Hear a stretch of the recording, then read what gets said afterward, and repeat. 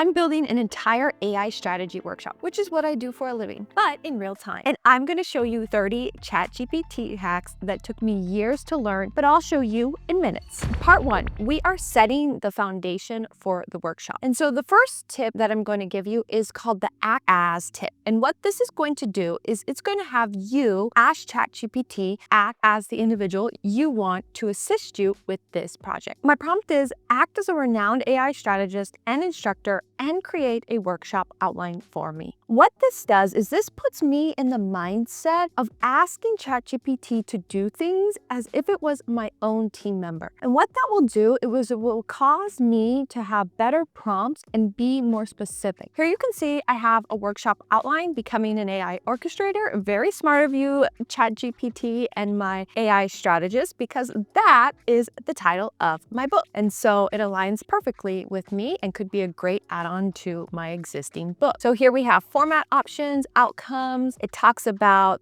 setting the frame, why it feels overwhelming, talks about fundamentals, AI orchestration mindset shift. This is a lot of what I talk about in the book, which is great. Practical AI use cases, designing human AI workflows, and then responsible and ethical AI practice. There's a lot in here, but my second tip is to have ChatGPT ask you questions first. And this is a great way to get your ideas going and co-creating. So now I asked it, can you ask me questions so I can think about how I want to make this workshop great? This is a fantastic way to make sure that you're just not taking all the answers from ChatGPT, but more importantly, using it to brainstorm and think of ideas yourself. So here it asks me the first question, the why. This is such a powerful question. Why are you creating this? It asks me the transformation. This is you before and after. What is it that I want people to feel and think before they come into the workshop and after? Your edge. This is where the magic is. What makes you you, and how do we make this really special? You can go on here and see there are tons of great questions, and it's important to go through these. It's really going to make sure that the workshop isn't generic and grounded in you.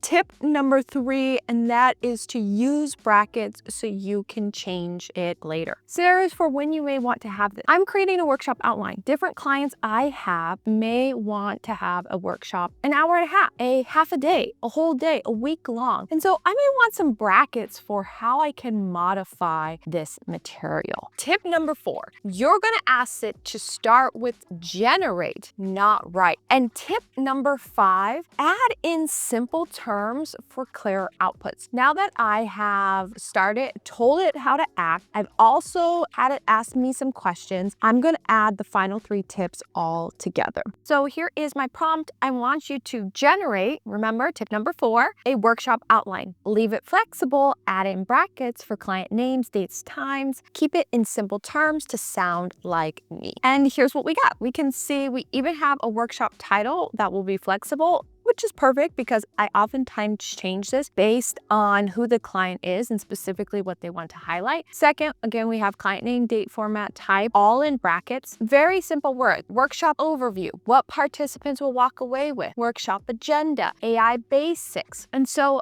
we have, again, the things that sound like me, the AI orchestrator mindset. That's all of what I'm about. How do we change our mindset so we can use these tools to be the conductors and the creators? And it's really done a fantastic job of giving me the foundation that I need for my workshop outline. So in part number 2, we are going to start building the workshop content. Now we are going to create a detailed agenda and session breakdown. So I'm going to ask ChatGPT from this outline, generate a detailed agenda and session breakdown. Tip number 6 is tell ChatGPT to break it down into specific sections so it can get more detailed. For example, I just had it create the detailed agenda, and well, this is pretty good. I would say it's still similar to the outline. And so what I'm really looking for is even more detail here. But the problem is it's trying to do it all in one prompt. So instead, what I'm going to say is create a detailed outline, but break it down to one section at a time. And what we'll see here is when we break it down into individual sections, I'm able to get so much more information and detail. Check it out. Now, just for section 1, I have the opening and the framing. I have what the section needs to do. I have the key messaging. I have session flow. I have naming the reality. You can see how much more detail there is here just by me breaking it down, and I can continue to do this for the rest of the session. Tip number 7, request specific formats, bullet points, sentences, specific quotes. Here I have an outline, again, and it's agenda, but it's a lot of bullet points. So maybe I'm afraid to, because I don't know what I'm gonna say. I'm gonna have it say, turn the session outline for section 1 from bullet points into specific narrative for how I could be able to talk. So what I did with tip number 7 is request a specific format. This format that I requested is some examples of what I may say. Talks about how to open. I want to start by saying this out loud because I think it matters. If you're feeling behind when it comes to AI, you're not doing anything wrong. Here, we can see that it's taken all the bullet points it had before and gave me some example text for the outline I had on what I may or may not say. It's a great way to start getting your thinking going in terms of what this may look like. Tip number 8, ask for multiple versions at once. Again, if you're having trouble knowing what you should or shouldn't say for your workshop, maybe we want a couple different examples. So I'm going to follow on from tip number 7 and ask it to provide me 2 of these examples. Here I say, this is great. Can you provide me with 2 different narrative examples for section 1? Again, you can see I don't necessarily need to tell ChatGPT this is great. I don't need to reaffirm this for it. I'm merely saying that because it helps me talk like a regular person and give better examples. Okay, let's see how it provides me with 2 distinct narrative styles. So here we have now a back-to-back comparison. Narrative 1, it even tells me the type of narrative it's going to be. It's going to be calm, reassuring, and grounding. The second option is honest, provocative, and reframing. What I love about this is it gives me examples for who each of these narratives are good for. The reassuring one is good for executives, government, nonprofits, or nervous rooms, whereas the honest, provocative, and reframing may be best for tech-forward companies. Again, this is really inspiring to see how we can take the same content but change how we're delivering it for 2 different audiences. And this leads us right in to tip number 10, which is how to change the temperature setting. What this means is not the thermostat. We're not changing that temperature setting. I love the honest, provocative, and reframing narrative option. I'm going to ask it to continue with the narrative option, but make it more fun and engaging. So this is how I'm changing the temperature of it. I like that it's straightforward. When I'm talking with tech companies, I want to be direct, but at the same time, I'm leading a workshop. So I want it to be fun and I want it to be engaging. And so I'm going to mention continue with option 2 and keep it more fun and engaging, right? This is a new chat, but I'm referencing the previous thing that it said. So let's check it out and see what it gave me. It said it'll keep option 2, but have it in a more refined, fun, high energy version. What do we have? I want to start with a confession. Wow, that sounds like a really good hook, you know?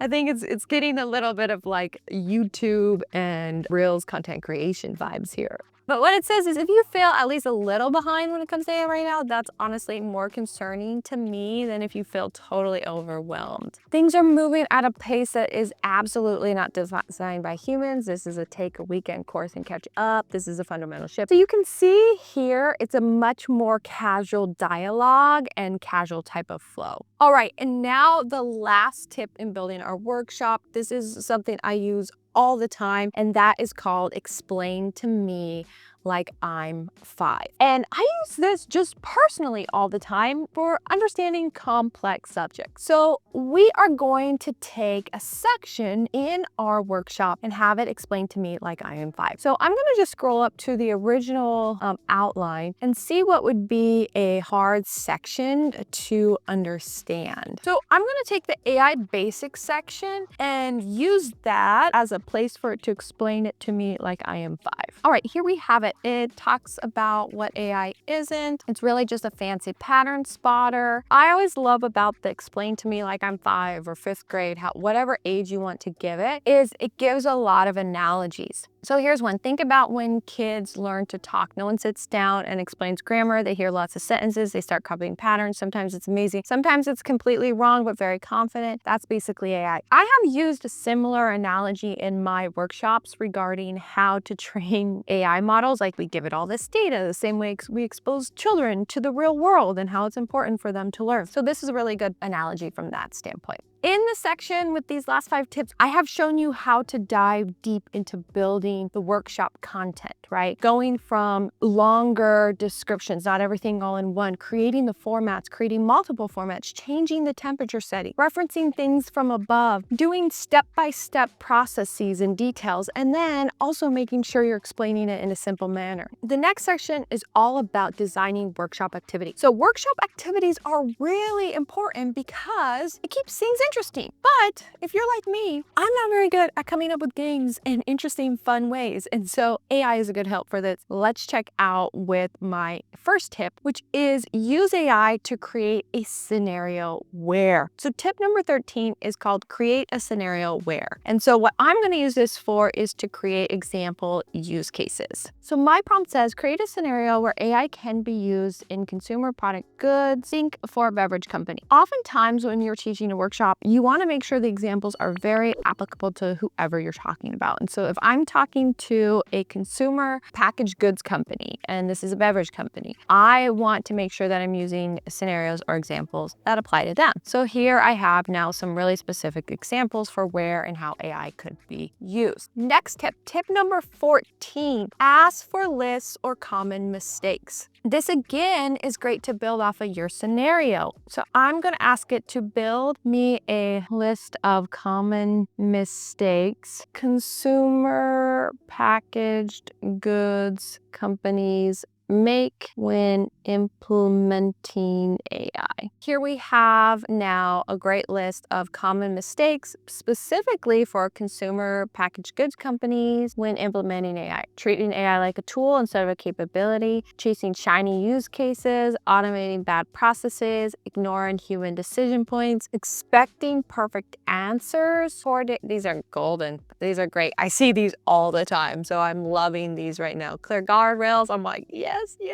Sometimes I love you, chat. Okay, these are really good. Now we have a couple different examples for our specific company that we're teaching, which is we have some scenarios, some use cases. We have some common mistake. Now we can do a comparison, create a before and after. For the same company, create a before and after examples and stories for using AI. Again, remember that with this workshop, this could be anything that is your expertise that you want to teach, but you can see how it can be used as such a great brainstorming tool and as a teaching companion. So here again, we have our before and after scenario. Scenario 1, before AI, after AI, marketing. We have the new flavor launch. We have a marketing campaign example. We have consumer feedback. We have demand forecasting. Again, all things that are very applicable to a consumer product goods company. Tip number 16, and that is compare and contrast. And I'm going to combine this. We're skipping ahead. You're learning this way too fast. So we're going to skip ahead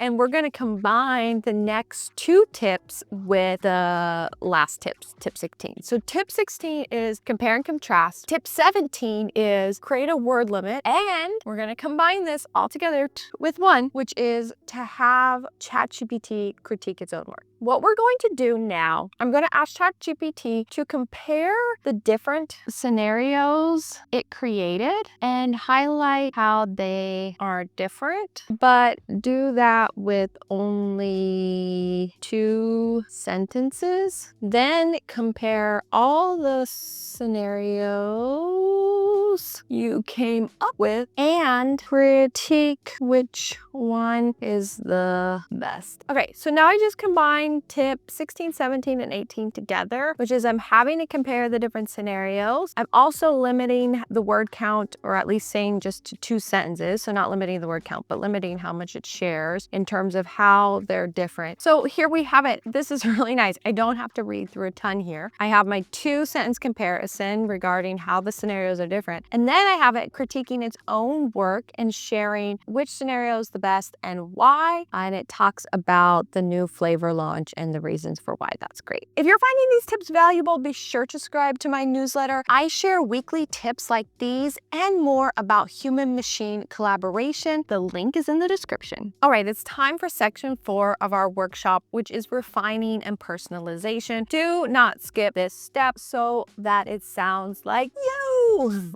Tip number 19, you are going to say, make this more, and then you're going to use an adjective. So I'm going to have it go back to the AI overview section. This is where I talk about the details of AI, and I'm asking it to make it more technical and not as high level. And so this talks about, it remembers that I had the explain it to me like I am 5 moment. So I have that simple explanation. And then it has the section 2, which is AI overview, more technical but practical. So when we say AI, we're mostly talking about 3 things: machine learning, large language model, systems. I like this already. It's talking more specifically about the technical aspects of it. However, we do have a couple things here that are what I would call a little jargony. And we don't want that. So tip number 20 is just ask it, remove the jargon. So I'm gonna ask it to just say, I like this much better, please remove the jargon. And here we get a technical depth, jargon stripped out, clear, concrete, no buzzwords. All right, we have done some great things. We have created an adjective to make it sound more like us. We've removed jargon. Now, tip number 21, we're gonna add some facts back in. So here I have add in some statistics about this work, add in some statistics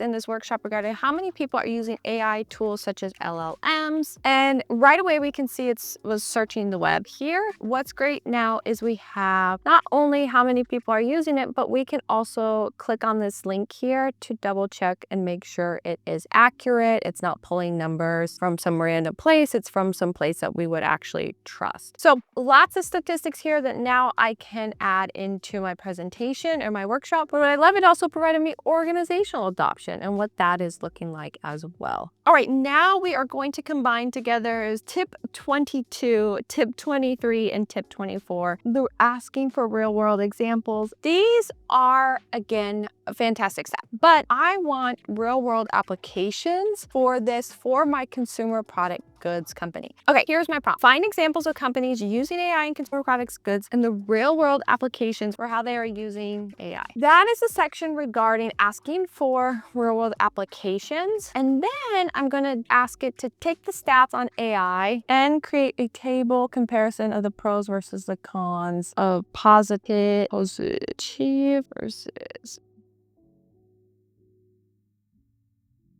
All right, so here we have real world examples from CPG in terms of AI for consumer insights for trend mining, daily harvest. Again, I have the links, which is really helpful. What I love though is here now I have the pros and cons of AI adoption statistics side by side. Ones that are positive and then ones that are negative, risk and challenges. So this is great in regards to how to show the pros and cons. We have made it to the final section, advanced productivity hack. And that is tip number 25, use ChatGPT to generate prompts for ChatGPT. All right, here I have the different prompts: consumer insights and listening, product development and innovation, marketing and brand messaging. What I am going to do now in tip number 26 is we are going to create a specific prompt guide for each one of these teams. So I'm going to have it create now a prompt guide for the product development and innovation team. So what I asked it to do, I just said, this is great. Now create a prompt guide for the product development and innovation team. And I could go on to do that to create as many prompt guides as I wanted to. But for this workshop, I'm teaching just the product development and innovation team. And here now I have detailed prompts for them, everything from understanding their consumers' needs to idea generation, divergent thinking, learning from all what already exists, pressure testing